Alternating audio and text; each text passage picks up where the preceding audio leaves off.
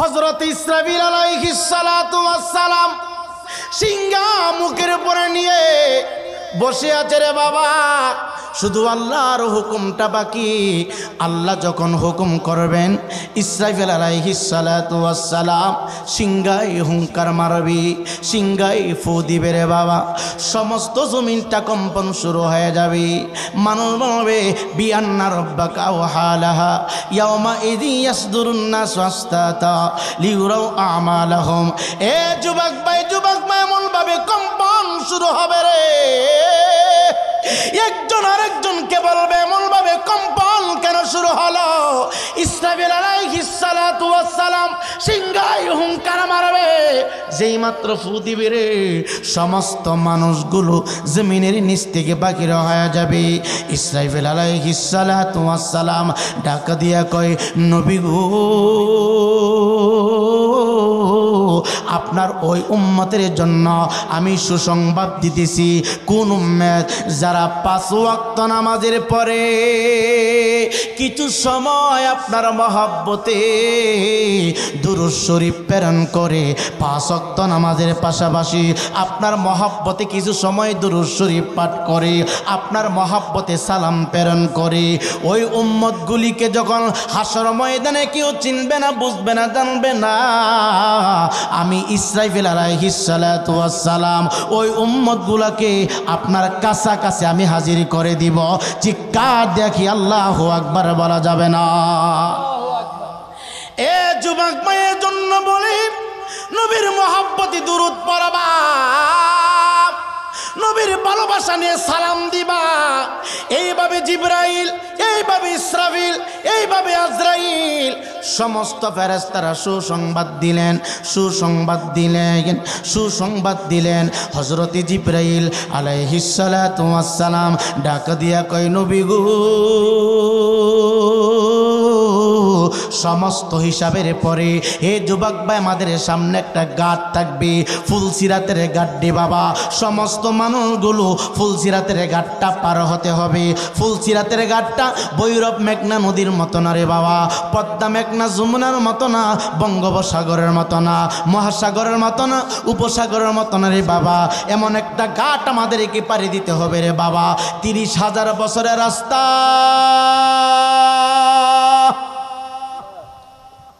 নিচে থাকবে আগুন,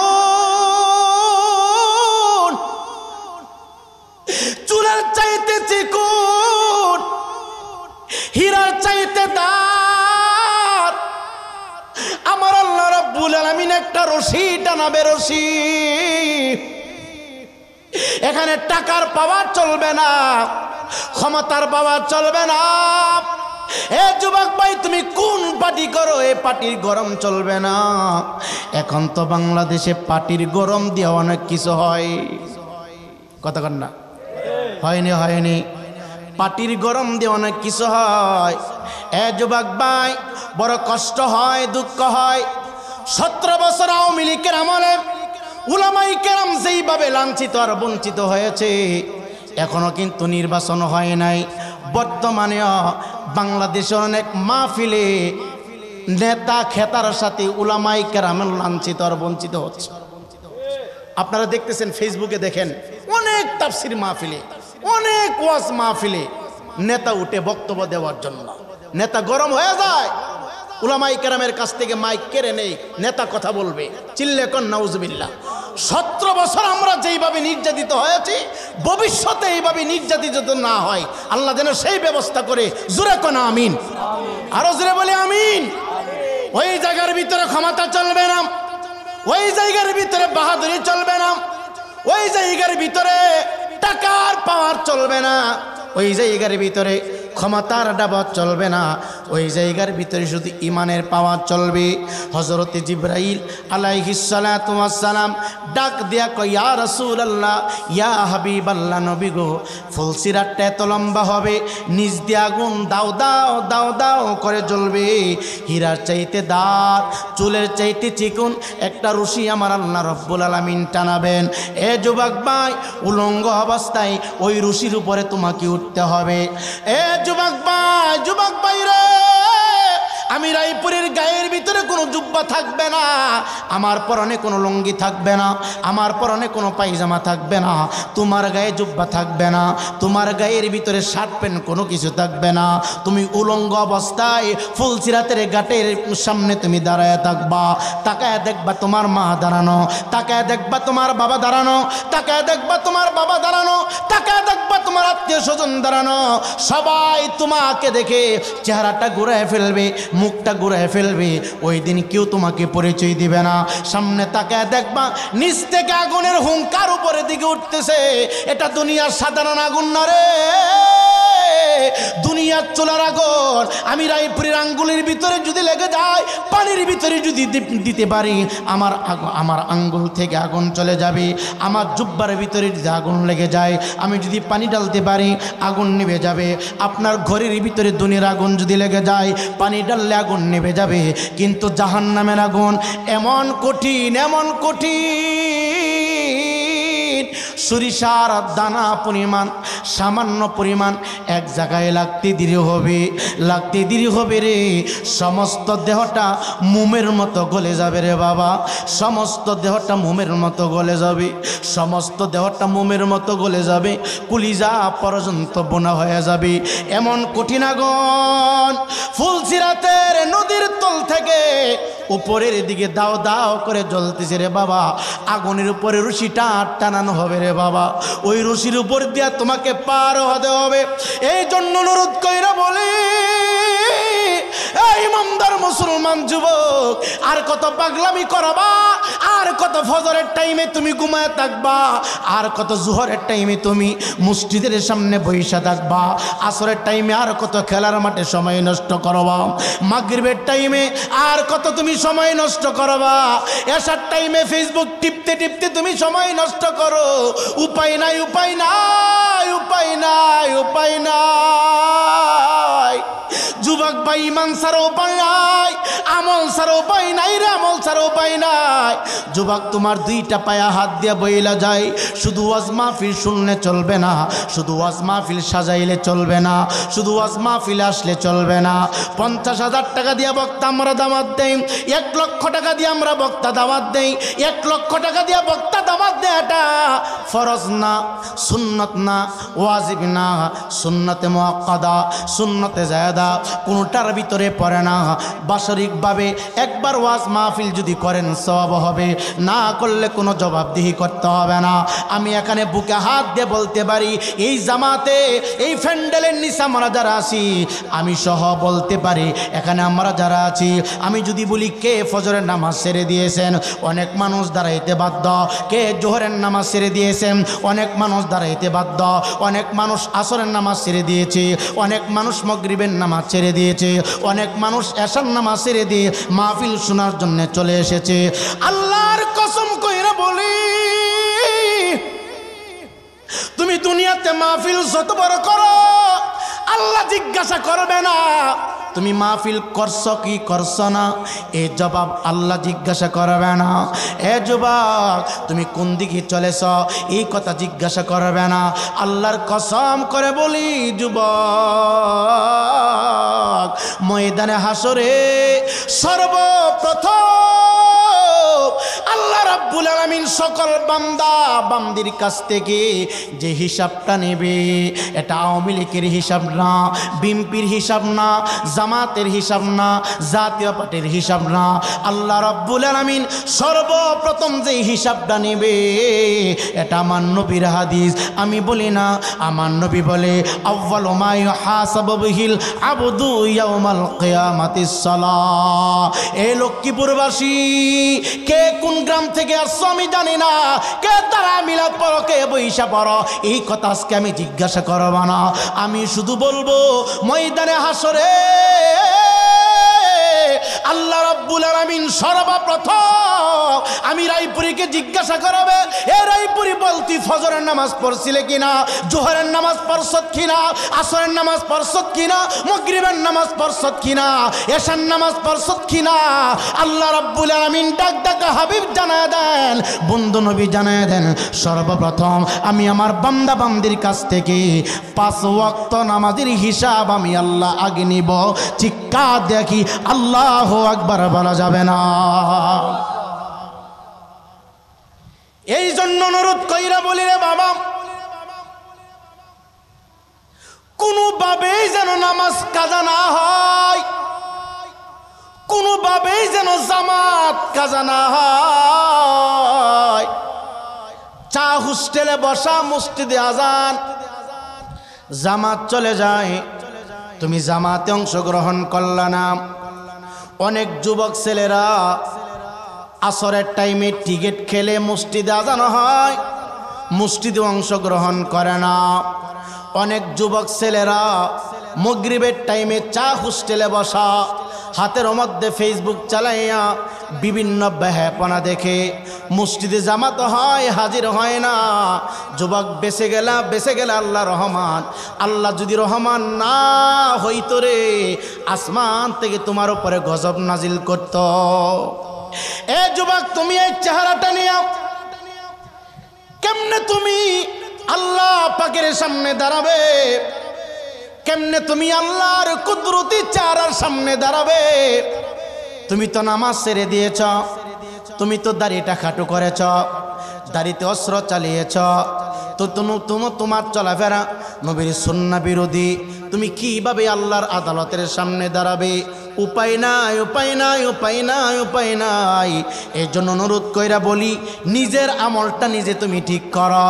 পকেটের টাকা থাকলে বাজার থেকে যা ইচ্ছা তা কিনা যায়, পকেটের টাকা যদি না থাকে যা ইচ্ছা তা কিনা যায় না। তেমনিভাবে আমল যার ভালো, ইমান তত মজবুত হবে রে বাবা। অনুরোধ কইরা দিয়া যায়। আমার উস্তাদ মহোদয় নামাজের প্রতি তাগিদ দিয়েছে, আমিও বলে যাই, এই দুইটা পায়ে হাত দিয়ে বলে যায়, যারা যেভাবে আছো, যেইখানে আছো, যেই দরবারে আছো, আজান যখন শুরু হয়ে যাবে সবাই সারিবদ্ধ হইয়া এক কাতারে দাঁড়ায় নামাজ পড়বা। একটু আওয়াজ দিয়ে বলেন, নামাজ পড়া হুকুমটা কার? জোরে বলেন কার? এই দুনিয়ার বান্দা তোমরা শুনো, আমি আল্লাহ সমস্ত সৃষ্টি জগতের জন্য রব। আমার হাবিবুল্লাহ, আমার বন্ধু আমি আল্লাহ সমস্ত সৃষ্টির জন্য রহমত স্বরূপ প্রেরণ করেছি। মনে রাখবেন রে বাবা, আল্লাহ রব্বুল আলামিন বলেন, আমি হলাম আলহামদুলিল্লাহি রাব্বিল আলামিন। একটু আওয়াজ দিয়ে বলেন, সমস্ত প্রশংসার মালিক কে? জোরে বলেন না কে? সমস্ত জগতের রব আমার আল্লাহ। আল্লাহ রাব্বুল আলামিন ডাক দিয়া কয়, এই জগতের মানুষ, সমস্ত সৃষ্টির রব আমি আল্লাহ। আর আমি আল্লাহ রাব্বুল আলামিন আমার বন্ধু মোহাম্মদকে এত ভালোবাসি, এত ভালোবাসি, এত ভালোবাসি। আমি আল্লাহ যত জায়গায় রব হিসাবে আছি, তত জায়গার ভিতরে আমি আল্লাহ রাব্বুল আলামিন আমার হাবিবুল্লাহকে ওমা আরসালনাকা ইল্লা রাহমাতান লিল আলামিন। আল্লাহ রাব্বুল আলামিন বলেন, আমি আল্লাহ সমস্ত সৃষ্টির জন্য রব, আর সমস্ত সৃষ্টির জন্য আমি আল্লাহ রাব্বুল আলামিন আমার হাবিবুল্লাহকে রহমত বানায় প্রেরণ করেছি, রহমত স্বরূপ আমি ফিট করে রেখেছি। এই জন্য অনুরোধ কইরা দিয়া দেই বাবা, নামাজ পড়বেন 5 ওয়াক্ত, নামাজের পাশাপাশি বেশি করে হাবিবুল্লাহর উপরে, রহমতের নবীর উপরে দুরূদ শরীফ পড়বেন, দুরূদ শরীফ পড়বেন। নবী আমার ডাক দেখ উম্মত রে,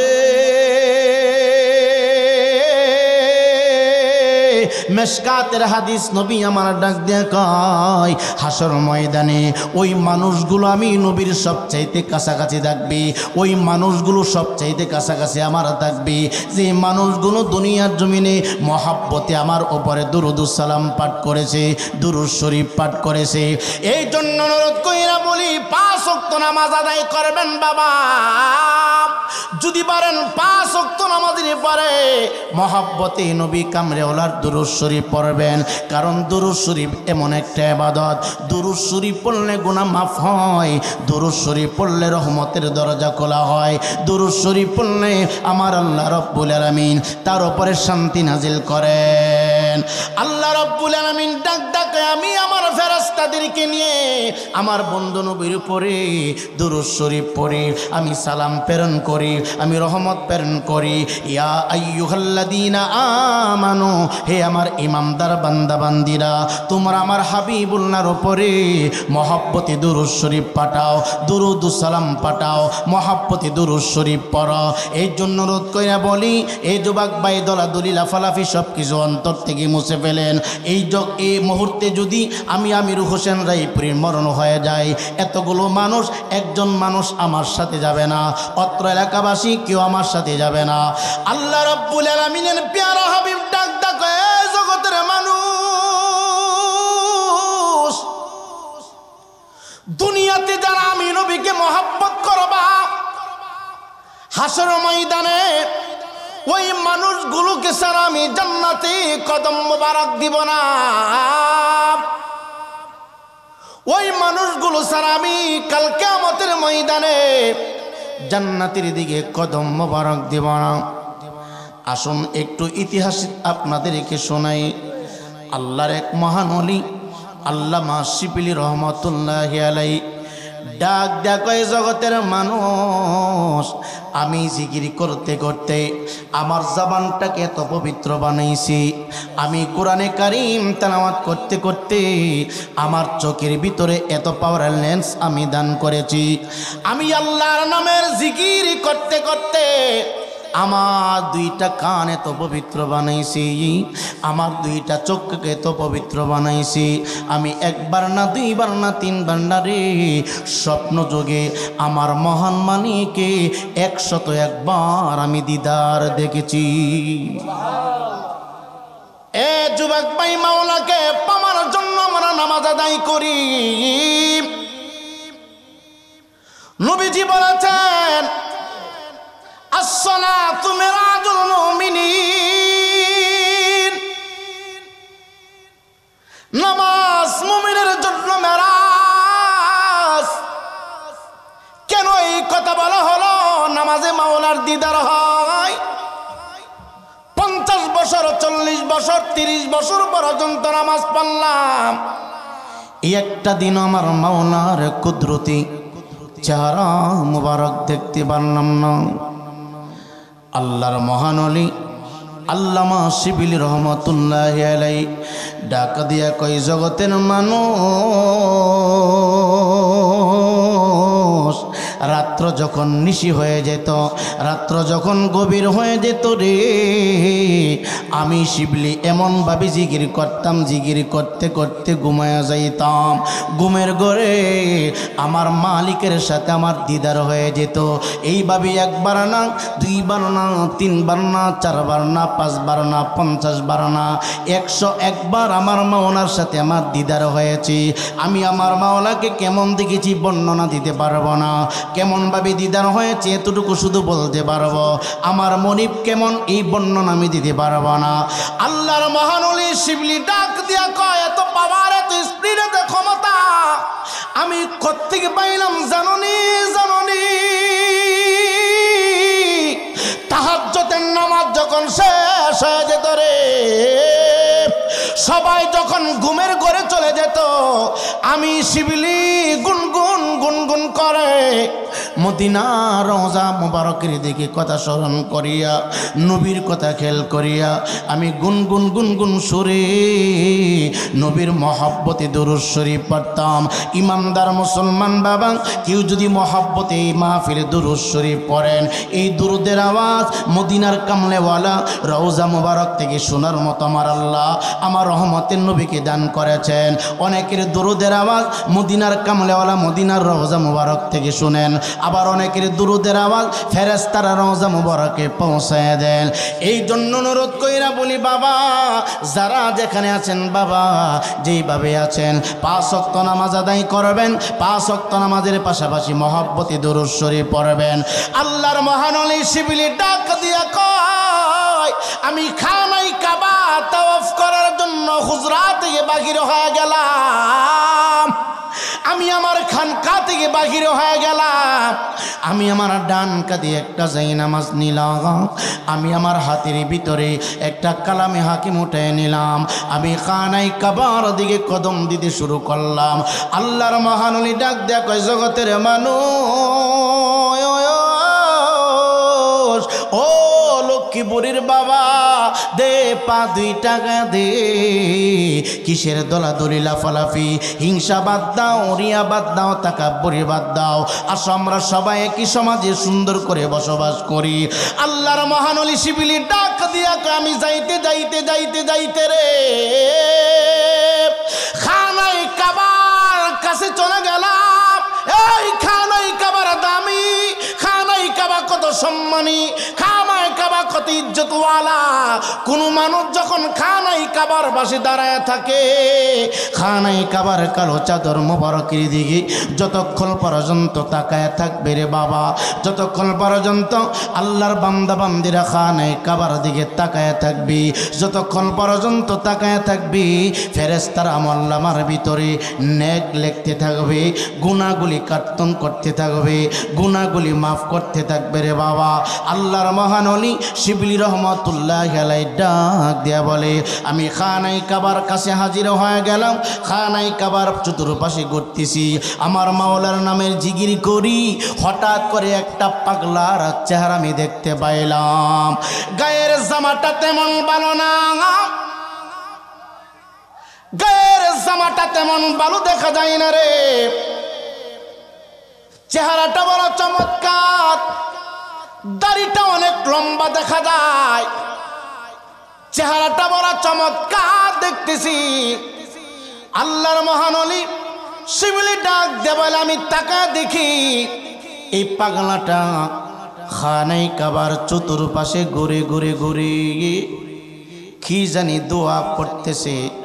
সমস্ত মানুষ যে দোয়া পড়ে, এই পাগলা সে দোয়া পড়ে না রে, এই পাগলা সে দোয়া পড়ে না।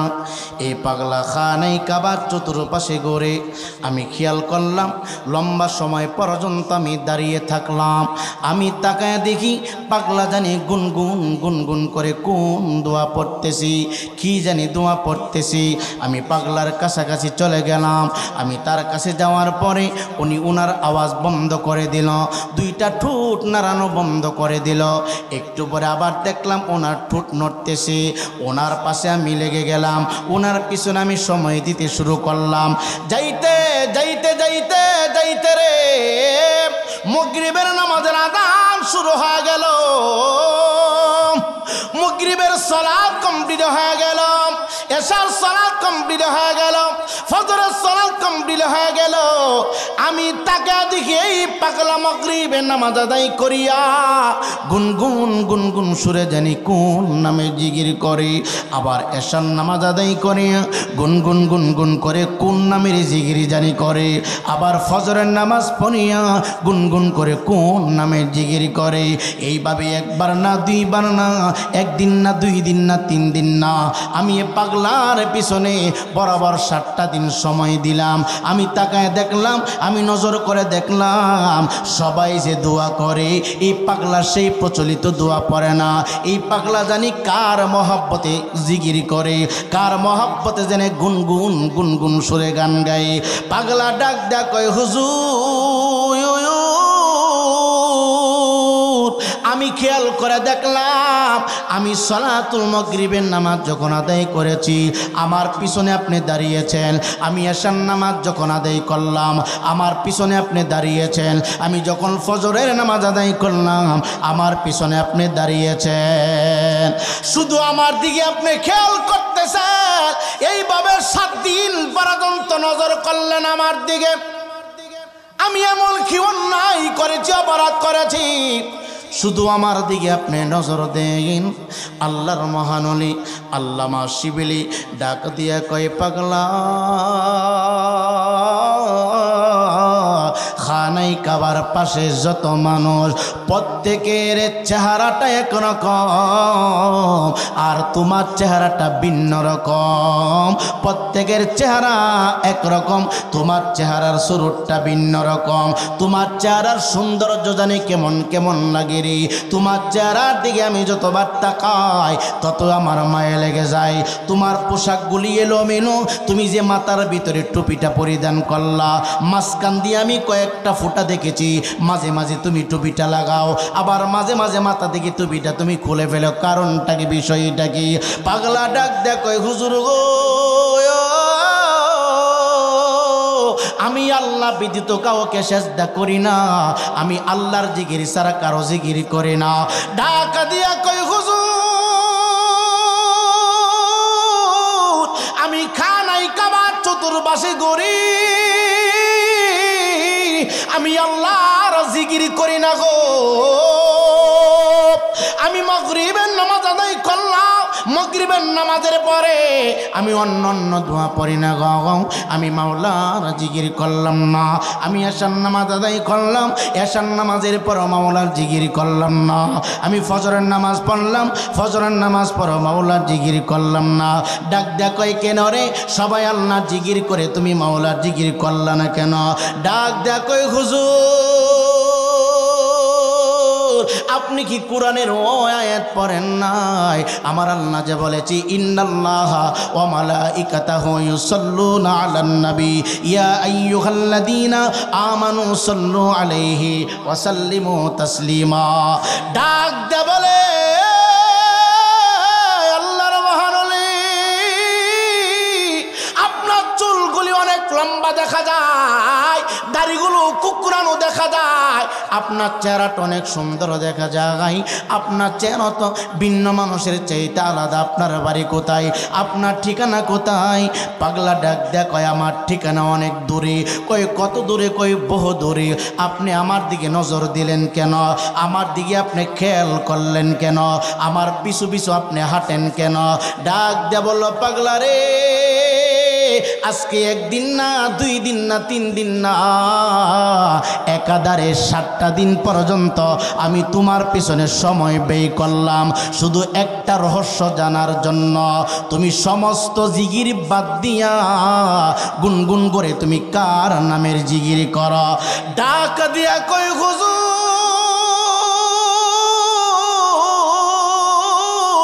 যিনি আল্লাহ পাকের হাবিব, যিনি আল্লাহ পাকের বন্ধু, যিনি আল্লাহ পাকের দোস্ত, যার নাম মুবারক আমার আল্লাহ রাব্বুল আলামিন আরশে আজিমে আল্লাহর নামের সাথে বসাইছে, যার নাম মুবারক জান্নাতের প্রত্যেকটা চৌকাঠ মুবারকে বসাইছে, যার নাম মুবারক হুরদের চোখের মনিতে আমার আল্লাহ বসাইছে, ওই রহমতের নবীর উপরে আমি বেশি বেশি করে দুরূদ শরীফ পড়ি। কই দুরূদ শরীফের ভিতরে এত মজা, এত স্বাদ, এত টেস্টি তুমি কি পাইছো? আমি তোমার কাছ থেকে একটু শুনতে চাই। ডাক দিয়া কই, হুজুর গো আমার আব্বা হুজুর আমাকে নিয়ে হজ করার জন্য, খানাই কাবা জিয়ারত করার জন্য খানাই কাবার দিকে রওনা হয়েছিল। বাগদাদের শহর যখন ক্রস হয়ে গেল, হঠাৎ করে আমার আব্বার শরীরটা অসুস্থ হয়ে গেল। আমার আব্বা হুজুরের শরীরের মধ্যে জ্বর চলে আসলো। হঠাৎ করে জ্বর চলে আসার কারণে ওই দিন আমার আব্বা হুজুরের সাথে আর খানাই কাবা জিয়ারত করতে পারে না। সময় যত পার হইতেছে আমার আব্বা হুজুরের শরীরটা তত বেশি অসুস্থ হইতেছি। রাত্র গভীর হয়ে গেল, আমি আমার বাবাকে নিয়ে বাড়ির ভিতরে চলে গেলাম। আমার মনে বড় আশা, মনের ভিতরে বড় আশা, আমি আমার বাবার সাথে খানায়ে কাবা জিয়ারত করব, খানায়ে কাবা তাওয়াফ করব, মদিনাতুল মুনাব্বারায় সালাম জানাব। আমার মনের আশা পূরণ হলো না। বাড়ির মধ্যে যখন আমি চলে গেলাম, হুজুর সময় যত যায় আমার জন্মদাতা পিতা তত বেশি অসুস্থ হইতেছে। গভীর রজনীতে হঠাৎ করে আমার আব্বা দুনিয়ার জমিন থেকে বিদায় হয়ে গেল। আমার আব্বা হুজুর দুনিয়ার জমিন থেকে বিদায় হয়ে গেল।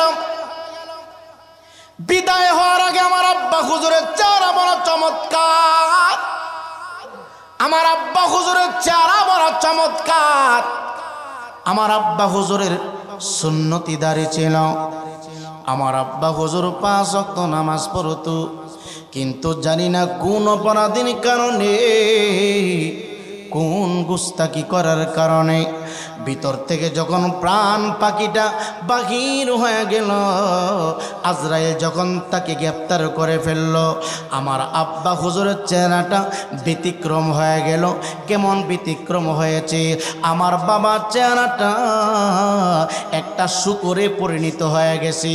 আমার আব্বার চেহারা যখনই শূকরে পরিণত হয়ে গেল, আমি চিন্তায় পড়ে গেলাম।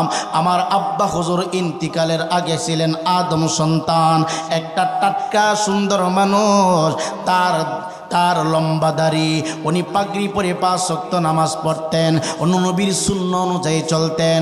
কোন ভুলের কারণে, কোন অপরাধের কারণে এই অবস্থা হলো? আমি টেনশনে পড়ে গেলাম, চিন্তায় পড়ে গেলাম। আমার আব্বা হুজুরের তো জানাজা কে পড়াবে, গোসল কে পড়াবে? কারণ মানুষের জানাজা হয়, মানুষের গোসল হয়, মানুষের কাফন হয়, মানুষের দাফন হয়। শুকরের তো জানাজা হয় না, শুকরের তো দাফন হয় না, শুকরের তো কবর হয় না। আমি টেনশনে পড়ে গেলাম, চিন্তায় পড়ে গেলাম। রাত্র গভীর হয়ে গেল, রাত্র গভীর হয়ে গেল। আমি আমার আব্বা হুজুরের মৃত্যুর সংবাদ কাউকে জানাই না, কাউকে বলি না। আমি আমার বাবার লাশের পাশে বইসা গুনগুন গুনগুন করে কাঁদতেছি। কাঁদতে কাঁদতে কাঁদতে কাঁদতে হঠাৎ করে আমি আমার বাবার লাশের পাশে ঘুমায়ে পড়লাম। ঘুমের ভিতরে স্বপ্নে যুগে দেখি সবুজ পাগড়ি পরনেওয়ালা অনেকগুলো মানুষ আমার বাবার লাশের পাশে দাঁড়ায় গেছি। আমার বাবার লাশের পাশে দাঁড়ায় আমার মাথায় হাত বুলে বলতেছি, যুবক টেনশন করিও না, চিন্তা করিও না। তোমার বাবার জানাজার নামাজ যদি পৃথিবীর কোনো মানুষ না পড়ে, আসমান থেকে অসংখ্য গণিত ফেরেশতারা চলে আসবে। ডাক দিয়া বলে, হুজুর, এই বলি আমার মাথাটা সারিয়া সামনে দিকে অগ্রসর হইয়া শাহাদাত আঙ্গুল মুবারকটা বাড়াইয়া আমার আব্বার সিনা বরাবর তার আঙ্গুলটা লাগিয়ে দিল। আঙ্গুলটা লাগাইতে দেরি হইছে, তাকায় দেখি আমার আব্বা হুজুরের চেহারা একটা জান্নাতি মানুষের চেহারা হয়ে গেছে। হে ইমানদার মুসলমান যুবক, ইমানটা যদি ঠিক রাখতে পারো, শিরক এবং বেদাত মুক্ত ইবাদত যদি করে, নবীর মহব্বতে তুমি যদি দুরূদ শরীফ পড়তে পারো রে বাবা, দেখবা কোনো না কোনো একদিন স্বপ্ন যুগে নবীর সাথে দিদার হয়ে গেছে। নবীর দিদার যার সাথে হয়ে যায়, এই বান্দা এবং বান্দির কোনো টেনশন থাকে না, চিন্তা থাকে না। ডাক দিয়া বলে, যেই মাত্র আমার আব্বার সিরাতে তার শাহাদাত আঙ্গুল মুবারকটা লাগালো, সাথে সাথে চেহারাটা পূর্ণিমার চাঁদের মতো হয়ে গেছে। তার শরীর থেকে খুশবু প্রবাহিত হচ্ছে। আমি ডাক দিয়া বললাম, আপনি কে? আপনার পরিচয় কি? আপনার ঠিকানা কোথায়? আপনার বাড়ি কোথায়? এই ইমানদার মুসলমান বাবা, এই যুবক ছেলেরা, ও মুরব্বী আব্বুজিরা, দুইটা চক্ষু বন্ধ করে দেখো, পৃথিবীর জমিনে আপন বলতে তোমার কেউ থাকবে না। আমি আমির হোসেন রায়পুরি জানাজা পর্যন্ত তোমার পাশে থাকবো, জানাজা শেষ তোমাকে বিদায় করে চলে যাব। আমি আমির হোসেন রায়পুরি না, পৃথিবীর জমিনে তোমার কাছে যত আপন মানুষ আছে সবাই তোমার কাছ থেকে পর হয়ে যাবে। হয়তো কবর পর্যন্ত তোমার সঙ্গী সাথী দেখবি, কবরে মাটি দেওয়ার পরে সবাই যার যার গন্তব্যে চলে যাবে। মৃত্যুর পরে তোমার আপন বলতে কেউ নাই, কেউ নাই, কেউ নাই। যুবক ডাক দেয় কই হুজুর আপনি কে? রাত্র গভীর হয়ে গেছে, সমস্ত মানুষগুলো ঘুমাইতেছি, পাক পাকালেরা ঘুমাইতেছি, সমস্ত পাখিগুলো ঘুমায়, সমস্ত মানুষগুলো ঘুমাইতেছি। আপনি কে? আপনার বাড়ি কোথায়? আপনার ঠিকানা কোথায়? এই বিপদের সময় আমার আব্বা হুজুরের লাশের পাশে আপনি দাঁড়ালেন, দাঁড়ানোর সাথে সাথে আপনার শাহাদাত আঙ্গুল মোবারকটুকু আমার বাবার সিনার উপরে আপনি স্পর্শ করলেন, করার সাথে সাথে আমার আব্বা হুজুরের চেহারাটুকু পূর্ণিমার চাঁদের মতো হয়ে গেছি। আপনি কোথা থেকে আসলেন? আপনার ঠিকানা কোথায়? আপনার বাড়ি কোথায়? আপনার ঘর কোথায়? একটু ঠিকানাটা বইলা যান। পরিচয় দিচ্ছে না, ডাক দেখ কই পাগলা টেনশন করিও না, টেনশন করিও না। দেখবা ফজরের পর পর হাজার হাজার মানুষ তোমার আব্বাকে গোসল দেওয়ার জন্য, কাফন পরানোর জন্য, জানাজা দেওয়ার জন্য মানুষগুলো পাগল পারা হয়ে যাবে। আমি চলে যাচ্ছি। যুবকটা ডাক দেখ কই হুজুর আপনার নুরানি কদম মোবারক ধরলাম, এই বিপদের সময় আপনি কে? আপনি কোত্থেকে আসলেন? ঠিকানাটা দিয়ে যান। ডাকা দিয়া কয় পাগলা রে, আমি দুনিয়ার কোনো সাধারণ মানুষ না রে, আমি আল্লাহর কোনো ফেরেশতা না রে, আমি হচ্ছে হাবিবুল্লাহ, আমি হচ্ছে রহমাতাল লিল আলামিন, আমি আল্লাহ পাকের বন্ধু। যুবকটা ডাক দেয় কই হুজুর আমি আপনাকে চিনতে পারি নাই, আমি আপনাকে বুঝতে পারি নাই, আমার ভুল হয়ে গেছে, আমার আপনি মাফ করে দিবেন। হুজুর গো আমি জানতে চাই আপনি মদিনাতুল মুনাব্বারা থেকে রওজায়ে থাকতে বাগদাদের খবর কিভাবে জানলেন? নবী মুস্তাফা ডাক দেয় কয় পাগলা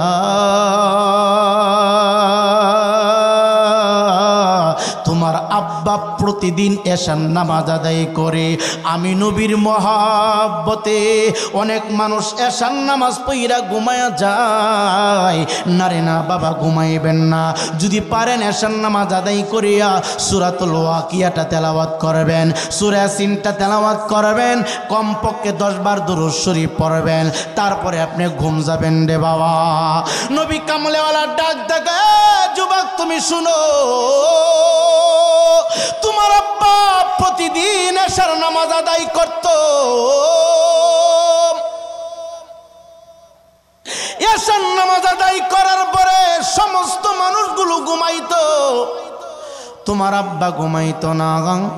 তোমার আব্বা এশার নামাজের পরে আমি নবীর মহাব্বতে গো 300 বার দুরূদ শরীফ আদায় করত। ওই দুরূদ শরীফের আওয়াজ ফেরেশতারা আমি নবীর রওজা মুবারকে পৌঁছাইতো। চিৎকার দেখি আল্লাহু আকবার বলা যাবে না। এ যুবক পৃথিবীর যে কোনো প্রান্তে বসে দুরূদ শরীফ পড়েন, মহব্বত অনুযায়ী কাজ কারবার হয়, ফেরেশতারা আপনার দুরূদ নবীর রওজা মুবারক পর্যন্ত পৌঁছায়। আপনার কণ্ঠের আওয়াজ দুরূদের আওয়াজ ফেরেশতারা নবীর রওজা মুবারক পর্যন্ত পৌঁছায়। আপনার বাবার নাম বলা হয়, আপনার নামটা বলা হয়, আপনার দাদার নামটা বলা হয়, অমুকের ছেলে অমুক আপনি নবীর মহব্বতে দুরূদ শরীফ পাঠাইছি, আমার নবী বড় খুশি, আমার নবী বড় আনন্দিত। যুবক ভাই শুধু জবান দিয়ে মহব্বত করলে চলবে না, প্রকৃতপক্ষে অন্তর থেকে আমার নবীকে ভালোবাসতে হবে, মহব্বত করতে হবে। নবী আমার ডাক ডাকই তোমার বাবা প্রতিদিন আসার নামাজের পরে 300 বার দুরূদ শরীফ আদায় করত। ওই 300 বার দুরূদ শরীফ প্যাকেট বানাইয়া ফেরেশতারা হাদিয়া স্বরূপ আমি নবীর রওজা মুবারকে নিয়ে আসত। আজকে আসার নামাজের সময় শেষ, সময় পার হয়ে গেল রে, রাত্র গভীর হয়ে গেল। তোমার আব্বার দুরূদ যে ফেরেশতারা আমি নবীর রওজাতে নিয়ে আসতো, ওই ফেরেশতা আমি নবীর রওজাতে আজকে আর আসে না। আমি জিজ্ঞাসা করলাম, ও ফেরেশতা, বাগদাদের জমিনে আমার পাগলা উম্মতের দুরূদ শরীফ কোথায়? ফেরেশতারা ডাক ডাক কয়, হুজুর আপনার পাগলা উম্মত মাগরিবের নামাজের পরে পরে দুনিয়ার জমিন থেকে বিদায় হয়ে গেছে। এমন অবস্থা হয়েছে, সমস্ত বর্ণনা ফেরেশতা আমাকে শোনাইলেন।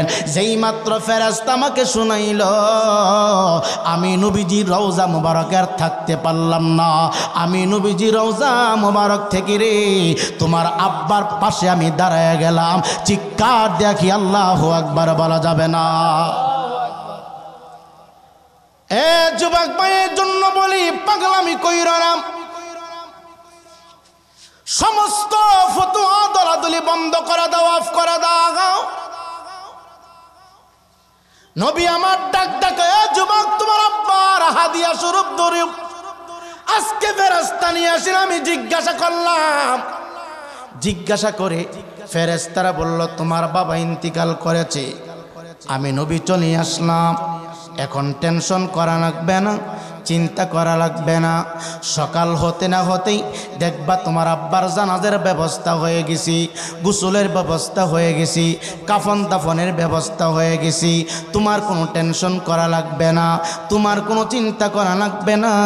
যুবকটা ডাক দেয় কই, হুজুর আমার আব্বার ইন্তিকালের পর থেকে আমি যখন বুঝতে পারলাম দুরূদ শরীফ বেশি পড়লে নবী রওজা মুবারক থেকে তার আশেকের কাছে চলে আসি, ওই দিন থেকে আমি বেশি বেশি করে নবীর মহব্বতে দুরূদ শরীফ পড়ি। চিল্লা কি আল্লাহু আকবার বলা যাবে না? এই জন্য অনুরোধ কইরা বলি, মহব্বতে বেশি বেশি দুরূদ শরীফ পড়বা। একবার দুরূদ পড়লে 10টা গুনাহ আমার আল্লাহ রাব্বুল আলামিন মাফ করে দেন। একবার দুরূদ শরীফ পড়লে 10টা রহমতের দোয়া তোমার জন্য খুলে দেওয়া হয়।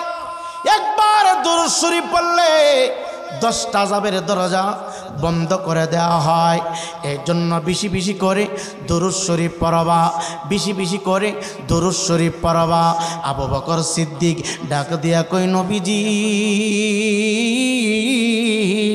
হাসর ময়দানে কেউ কাউকে পরিচয় দিবে না, কেউ কাউকে চিনবে না, সমস্ত মানুষগুলো আলাদা হয়ে যাবে, সমস্ত মানুষগুলো আলাদা হয়ে যাবে, সমস্ত মানুষগুলো যার যার চিন্তা। ওই সময় আমি আবু বকর আপনাকে পাবনি, ওই সময় আপনার কোন উম্মতগুলি আপনার বেশি কাছাকাছি থাকবে। নবী আমার ডাক দেখায়, আবু বকর রে, দুনিয়ার জমিনে যারা আমলের পাশাপাশি আমি নবীর মহব্বতে বেশি করে দুরূদ শরীফ পড়ল, ওই উম্মতটা আমি নবীর কাছাকাছি থাকবে, ওই উম্মতের চেহারাটা আমি চিনতে পারবো, ওই উম্মতের চেহারাটা আমি বুঝতে পারবো। এই জন্য অনুরোধ কইরা বলি, সমস্ত ফতোয়া তুমি বন্ধ করে দাও, সমস্ত ফতোয়া বন্ধ করে দিয়ে যদি পারো 5 ওয়াক্ত নামাজের পাশাপাশি যত বেশি পারো দুরূদ শরীফ পড়বা, যত বেশি পারো দুরূদ শরীফ পড়বা। একটু আওয়াজ দিয়ে বলেন না, দুরূদ শরীফ পড়লে রহমত নাজিল করবে কি আল্লাহ? জোরে বলেন নাকি? মানুষের জিন্দেগি যখন শেষ হয়ে যাবে, হায়াত যখন ফুরায় যাবে, নবী আমার মসজিদে নববীর ভিতরে বসা,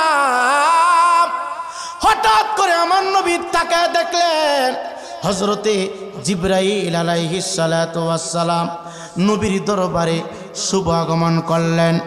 জিবরাইল আইসা ডাক দিয়া কই নবী গো এতদিন পর্যন্ত ভিন্ন ভিন্ন সুসংবাদ নিয়ে এসেছি, আজকে আপনার উম্মতের ভালোর জন্য সুসংবাদ নিয়ে এসেছি। নবী কামলেওয়ালা ডাক ডাক কই কি সুসংবাদ নিয়ে এসেছ? এই পৃথিবীতে কোনো মানুষ থাকবে না, সবাই বিদায় হয়ে যাবে, সবাই চলে যাবে, আপনার উম্মত কেউ থাকবে না, সবাই চলে যাবে। আপনার যারা আশিক হবে, আপনাকে যারা মহব্বত করবে, আমার আল্লাহর ভালোবাসা নিয়ে যারা জমিনের উপরে সেজদা করার পরে আপনার মহব্বতে আপনার উপরে যারা সালাম প্রেরণ করবে, দুরূদ শরীফ পাঠ করবে, তাদের জন্য আমি সুসংবাদ নিয়ে এসেছি। জিবরাইল ডাক ডাক কই হুজুর আজরাইল আলাইহিস সালাতু ওয়াস সালাম যখন আপনার কোন উম্মতের আত্মাটা বাহির করবে গো নবীজি, এত যন্ত্রণা হবে, এত কষ্ট হবে। একটা গলা কাটা মুরগি যেইভাবে ছটফট করে রে বাবা, আজরাইল আলাইহিস সালাতু ওয়াস সালাম যখন তোমার আমার দেহ থেকে আত্মাটা বাহির করবে, তার চাইতে বেশি ছটফট করবে। জিবরাইল ডাক ডাক কই হুজুর ইয়া রাসূলুল্লাহ ইয়া হাবিবাল্লাহ মায়ার নবী গো, আপনার উম্মতের জন্য সুসংবাদ। আমি একা আসিনি, আমি একা আসি না, আপনি তাকায়া দেখেন আসমানের দিকে। নবী আমার তাকায়া দেখে হযরতে জিবরাইল আমিনের সাথে হযরতে মিকাইল আলাইহিস সালাতু ওয়াস সালাম হাজির হয়েছে। হযরতে মিকাইলের সাথে হযরতে ইসরাফিল আলাইহিস সালাতু ওয়াস সালাম হাজির হয়েছেন। হযরত ইসরাফিলের সাথে আজরাইল আলাইহিস সালাতু ওয়াস সালাম হাজির হয়েছেন। চারজন বড় বড় ফেরেশতা নবীর দরবারে হাজির হয়েছে। আমার নবীজি মসজিদের মিম্বারের উপরে বসা, সমস্ত সাহাবায়ে কেরাম নবীর চেহারা মোবারকের দিকে তাকায় আছে। আমার নবী আশ্চর্য হয়ে গেলেন, ব্যাপার কি, বিষয় কি? চারজন ফেরেশতা একে একে আমি নবীর দরবারে কেন হঠাৎ করে আগমন করলো? জিবরাইল সালাম দিলেন, ইসরাফিল সালাম দিলেন, মিকাইল সালাম দিলেন, আজরাইল আলাইহিস সালাতু ওয়াস সালাম ডাক দিয়া কই নবী গো, ও মায়ার নবীজি, ও গো আল্লাহর হাবিব, আল্লাহর ইজ্জতের কসমকে বলি, আমি যার কাছে একবার আসি, দ্বিতীয়বার আসার সময় আমার কাছে নাই। আল্লাহর কসম করে বলি গো নবীজি, আজকে আপনাকে নেওয়ার জন্য আসি নাই, কোনো সাহাবীদেরকে নেওয়ার জন্য আসি নাই, কোনো তাবিরকে নেওয়ার জন্য আসি নাই, আমি কোনো মানুষের আত্মা হরণ করতে আসি নাই, আজকে সুসংবাদ দেওয়ার জন্য এসেছি। কি সুসংবাদ? আজরাইল ডাক দিয়া কয়, রহমতের নবী গো, যে উম্মত 5 ওয়াক্ত নামাজ আদায় করার পরে আসরের নামাজ আদায় করিয়া আসরের নামাজের পরে মহব্বতে যারা 10 বার দুরূদ শরীফ পড়বে, এ যুবক ভাই, আসরের নামাজ আদায় করিয়া মাগরিবের আগে আগে আগে আগে যারা 10 বার দুরূদ শরীফ পড়বা, আজরাইল ডাক ডাক ইয়া রাসূলুল্লাহ ইয়া হাবিবাল্লাহ, 10 বার মহব্বতে যারা আসরের নামাজের পরে দুরূদ শরীফ পড়বি, ওই উম্মতকে আমি কষ্ট দিব না, ওই উম্মতকে আমি যন্ত্রণা দিব না। ওই উম্মত এমনভাবে ঘুমাবে, একটা শিশু বাচ্চা মায়ের স্তনের দুধ পান করতে করতে যেইভাবে মায়ের কোলে ঘুমায়া যায়, আসরের নামাজের পরে মাগরিবের আগে আগে আপনার যেই উম্মত 10 বার দুরূদ শরীফ মহব্বতে পড়বে, আমি শিশু বাচ্চার মতো ঘুম পাড়াইয়া তার আত্মাটা ভিতর থেকে বাহির করব। চিল্লা কি আল্লাহু আকবার বলা যাবে না? এই জন্য লক্ষ্মীপুরের যুবক, কে কোন পার্টি করে আমি জানি না, কে কোন পীরের মুরিদ তা আমি জিজ্ঞাসা করাবা না। আমাদের কোরআনে আমাদের প্রভু এক, আমাদের নবী এক। সমস্ত দলাদলি বন্ধ করো, সমস্ত হিংসা বিদ্বেষ বন্ধ করে দাও। মহব্বতে দুরূদ শরীফ পড়বা, ফজর পড়বা, জোহর পড়বা, আসর পড়বা, আসরের পরে 10 বার দুরূদ শরীফ পড়বা।